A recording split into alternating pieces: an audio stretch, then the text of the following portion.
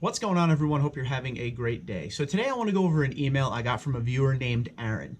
One of the things I like to do is when you guys write me emails, instead of just answering you back, if it's something that could help the whole community, I like to do a video on it.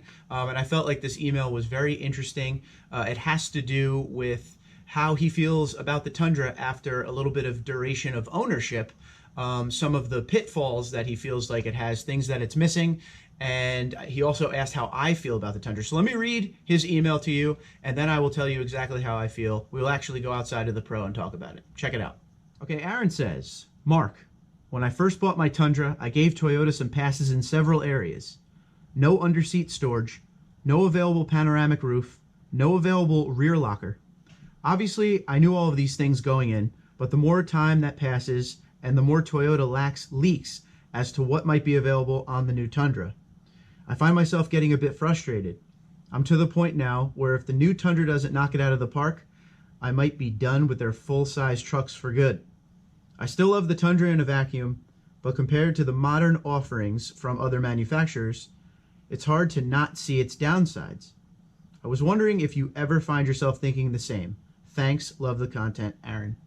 Now, before we go outside, I just want to go over a few things. Now, there's a lot of different owners out there. And what I mean by that is almost all of you want something different in your truck, in the Tundra. Some of you are minimalists. You like just the basic V8. That's all you care about is the V8 and a steering wheel and a gas pedal. You don't really care about interior features. Some of you can live without the rear locker. And other of us have things here and there that we would like to see on the Tundra. Some want the 1794 setup, but they don't necessarily want that color interior, so then you have the platinum. There's just so many different owners out there. As far as if I've ever felt like the Tundra was lacking to the point where I wanted to get something else, kind of, not necessarily. I will say this, I had a 2014 Tundra. It was a SR5 double cab with the TRD off-road package. Okay, I really like that truck. I went from that into a 2016 TRD Pro Tundra. It was a double cab magnetic gray. For a little while there, in the beginning of the ownership of that TRD Pro Tundra, I was a little disappointed. And it was actually one of the reasons why I started Tundra Dude 34, this channel. I always felt like at the price point of the TRD Pro, which actually the price point back then for the TRD Pro was way better than it is today. I believe the TRD Pro double cab that I had was around $44,000, okay? Versus the one I have in the driveway right now that was $56,000, but we'll get to that. But the truck back then, it seemed like, and it was built off an SR5 platform. It was pretty much an SR5 with a neat suspension and everything was body color. But I just felt like it was missing a lot of things that are available on, at that time in 2016, the current models of all of these other automotive manufacturers. I felt like it was way behind, and I was kind of like, for this kind of money, I expected a little bit more, and especially for what at that time it was still very new, but the TRD Pro was kind of the premier special trim package. I really did want a little bit more. But let's go outside and look at the 2020 that I have in the driveway, and we'll talk a little bit about how I feel now with that question. Now, before we get into the truck and before we really talk about any change that's needed on the current Tundra, I will say one thing. I feel like the current Tundra has an amazing look, and I really don't care to see it change.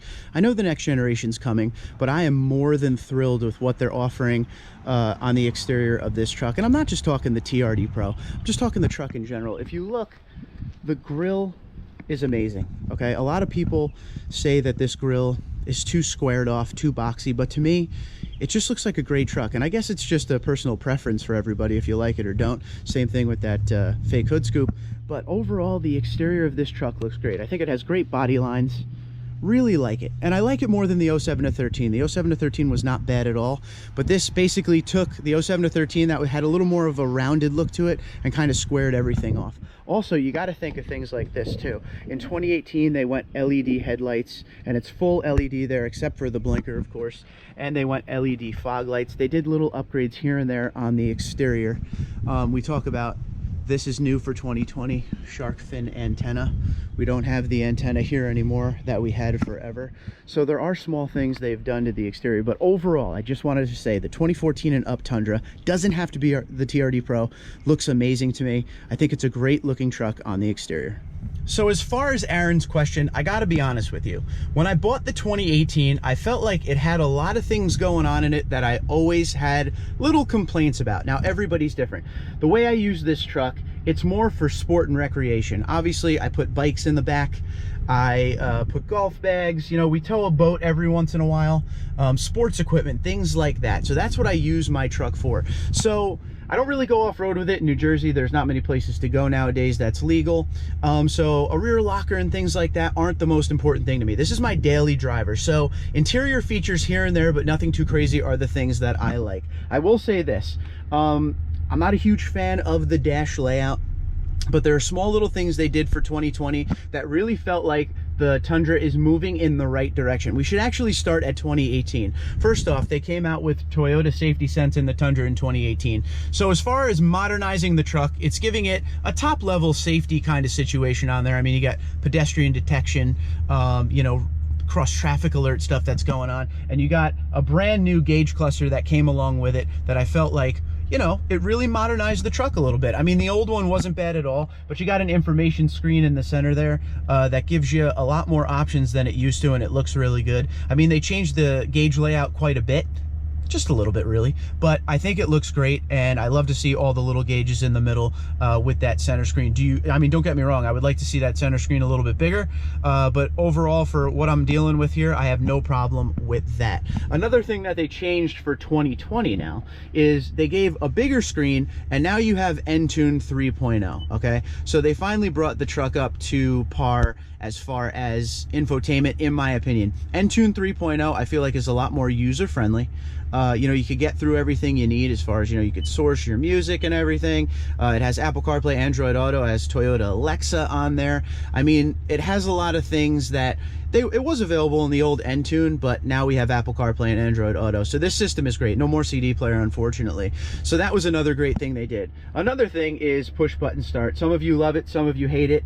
I got to be honest with you, I'm a big fan of the push button start. It's modern, it's in all the other manufacturers out there, but you know, those are the small little things that they finally did to the Tundra that I felt like really brought it up to par for me. I didn't feel like the Tundra needed a lot of stuff, but there are always a few things here and there, and I feel like Toyota Safety Sense is, like I said, an up-to-date safety system on this truck is amazing.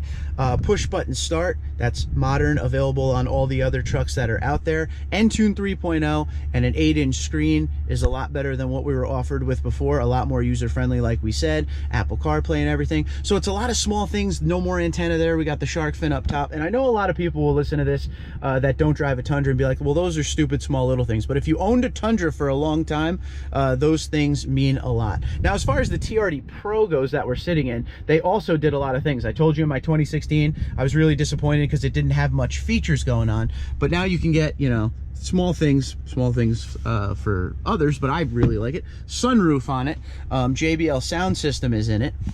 So you get some interior features here and there. Leather, but leather's been on the TRD Pro 2016 and up. 2015 had cloth seats. But, you know, it started to give you a few more things here and there. You know, you have the USB spots now. Like, everything is...